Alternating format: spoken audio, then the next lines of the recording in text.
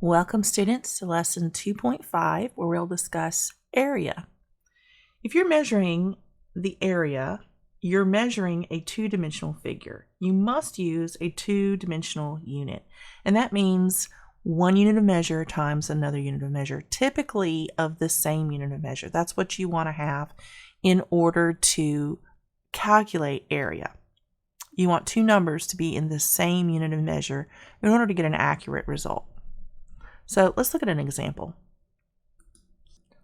So here we have a chessboard, and each one of the squares on this chessboard is 1 inch wide by 1 inch tall. So we have 1, 2, 3, 4, 5, 6, 7, 8 inches on this side, and we have 1, 2, 3, 4, 5, 6, 7, 8 inches on this side, because each one of these is an inch wide. So we know we have 8 inches here and 8 inches here. But how many square inches would we have? What is the area that we have? Well, it's not 8 inches because 8 inches is just a length. It's not 8 inches here because, again, just a length. So how do we account for this space that is taken up? It's a two-dimensional space. Think like a sheet of paper or the surface of a table.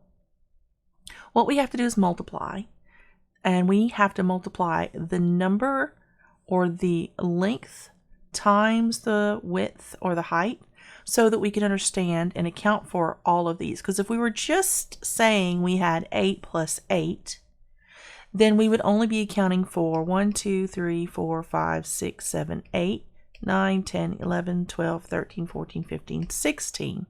We'd have 16 squares, 8 plus 8. If we decided we wanted to count for the perimeter, 8 times 4 would be 32. So it would be 16, 17, 18, 19, 20, 21, 22, 23, 24, 25, 26, 27, 28, 29, 30, 31, 32. So all of the rest of these squares would not be counted. We'd be missing this middle section. So the way that we account for those is through multiplication.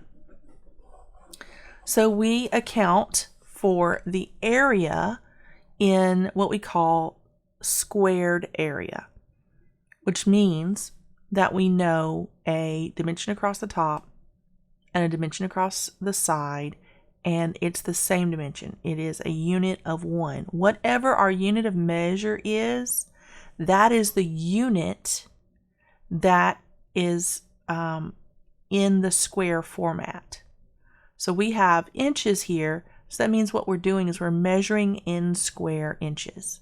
So we have 8 inches, 8 square inches this way, and 8 square inches this way. So we're going to multiply. So area is determined by length times width. So the length here, usually you use the longest measurement for length. They're both the same, so it doesn't matter which one you use. This would be 8 inches times 8 inches. And we treat the unit of measure just like we do a variable. So we only multiply the whole number, so 8 times 8 is 64. But when we treat the unit of measure like a variable, that means we have to account for the fact that this variable has an exponent of 1 and this is an exponent of 1, so we add the exponents together. So that means we have inches squared. This little exponent of 2 is what tells us that this is a dimension of area, that we are covering up some type of flat surface or flat space in the quantity of 64 square inches. So let's do an example problem doing this.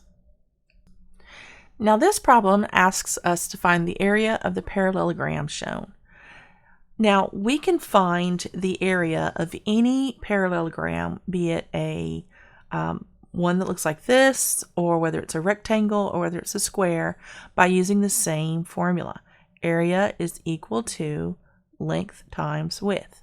Now, the thing that we can't use is the side length, the slant. What we have to do is find the actual length or width of the item. So this is 10 centimeters. This is 10 centimeters also. I just didn't write it in there. So we know these are the same. So we can use that as a length because it is the longest dimension. So we can say 10 centimeters. And then our width is going to be the other dimension. And we have to account for the fact that this has a slope to it. So what we actually are doing is we're cutting this off here. And we are cutting this off here. And we're just taking this little piece right here and transferring it to the side. So if we do that, it kind of adds on here and makes that a full 4 centimeters tall. That's what's happening when we only use the height. We're taking the slopey parts and we're adding them together to make ourselves a new little rectangle by cutting that little part off and moving it over. So that's just kind of an illustration so you can visualize. All that you really need to remember is that when we have a parallelogram, we take the base times the height, also called length times width. So if you need to think of it as base times height, then do that. So base times height, base is 10 centimeters, the height is 4 centimeters. So 10 times 4, that's going to equal 40. And we have centimeters once, centimeters twice. So that's going to be centimeters squared. And that is the answer to this problem. So let's look at another. So this example problem, example 2, is an illustration of a common way that you might use area in the real world. This is to find the area of the floor of a room whose dimensions are 11 foot by 13 foot. How much carpet measured in square yards would you purchase to cover the floor? So we just have to draw a rectangle to envision the floor of a room, right? So we'll say that this is the floor of the room and this is 11 and this is 13. It doesn't have to be exactly perfect. We just need to be able to visualize it. So now all we have to do is say that the area is equal to 13 feet by 11 feet. And then do the multiplication. So that is going to be 143 feet. And that is going to be feet squared because we have feet once, feet twice.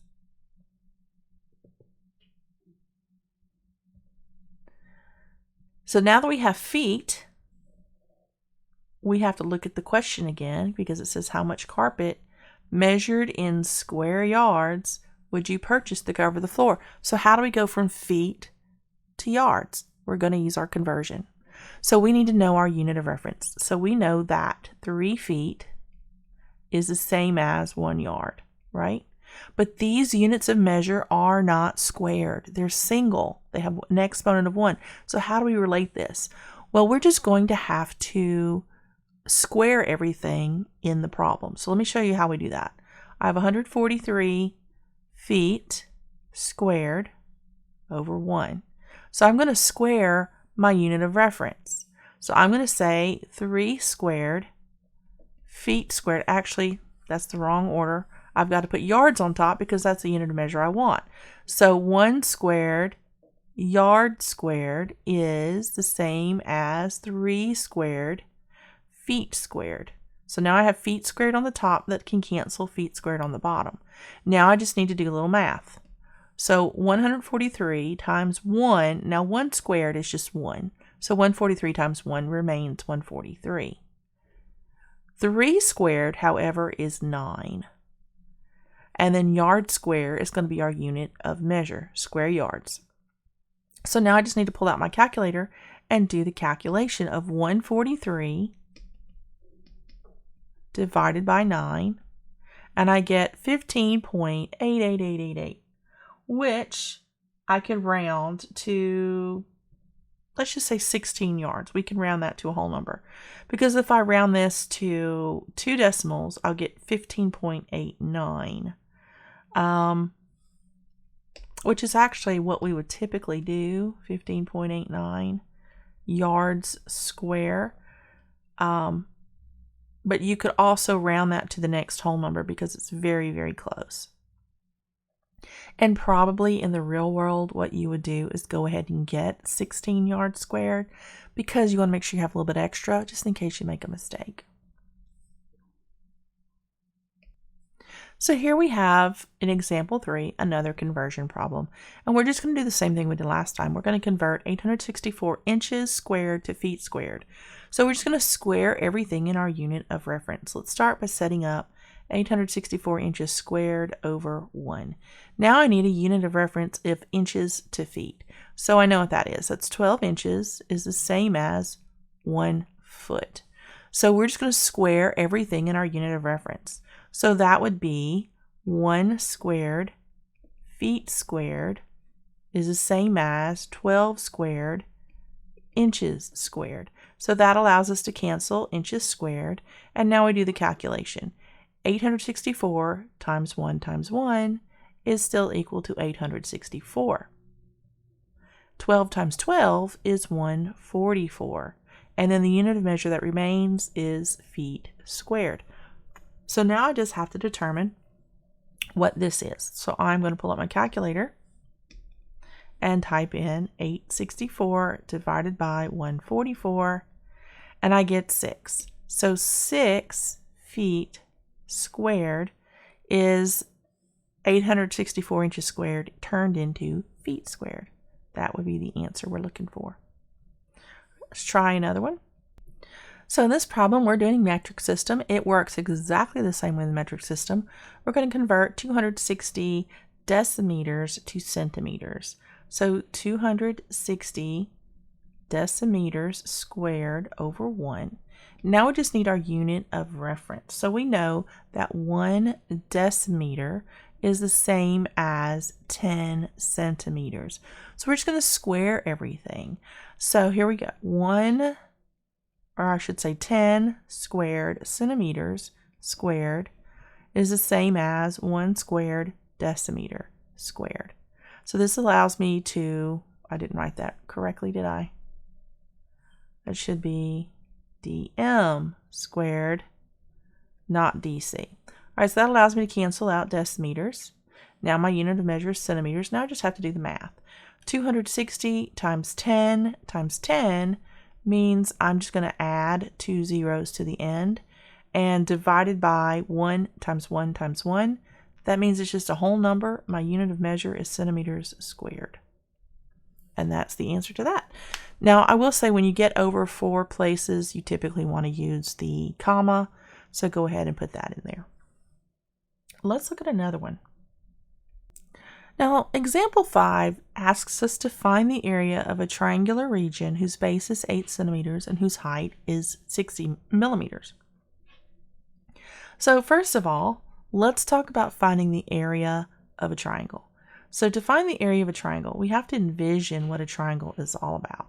So here I have a rectangle, and a triangle, if you think about it, is just like a rectangle, but it has been cut in half on a diagonal. So you could take the base and the height of a rectangle and cut it in half to find the area of that triangle. So that's what we're going to do. This is the method that we use to find the area of a triangle. In fact, that is the actual formula. The area of a triangle is equal to base times the height divided by 2. So that's what we're going to do. All right, but first we need to have unit of measures that match. And 8 centimeters does not match the unit of measure millimeters, which is 60. But I do know that 10 millimeters is the same as a centimeter. So I'm going to convert this 60 millimeters over 1 times, I know that 1 centimeter is the same as 10 millimeters. So that changes, that cancels. So I have 60 divided by 10. My unit of measure is centimeters. 60 divided by 10, that's going to be 6 centimeters. So this now becomes 6 centimeters. So now I can perform the calculation. So I have 8 centimeters times 6 centimeters divided by 2. 8 times 6, that's going to be 48 divided by 2 is going to equal 24 and I have centimeters squared. And that is the correct answer. All right, let's look at another problem. Now we've already done the perimeter or the circumference of a circle. So now we have to talk about finding the area of a circle. So to find the area of a circle, let me draw a little circle here. We have to understand that to calculate it, we need to have the radius. From the radius, we can get the diameter. From the diameter, we can get the radius. The formula for the area of a circle is going to be equal to pi r squared. So that simply means we're going to take the radius and we're going to multiply it times itself. We're just going to square it. And we're going to use 3.14 for pi. Now, the diameter is 16 centimeters. We know that the diameter is equal to 2 times the radius. So, in order to find the radius, we're just going to put 16 centimeters as the value of the diameter, and then we're going to go backwards.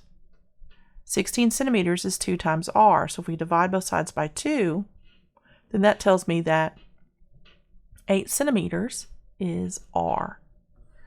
So I'm going to put 8 centimeters for each time we need to use r.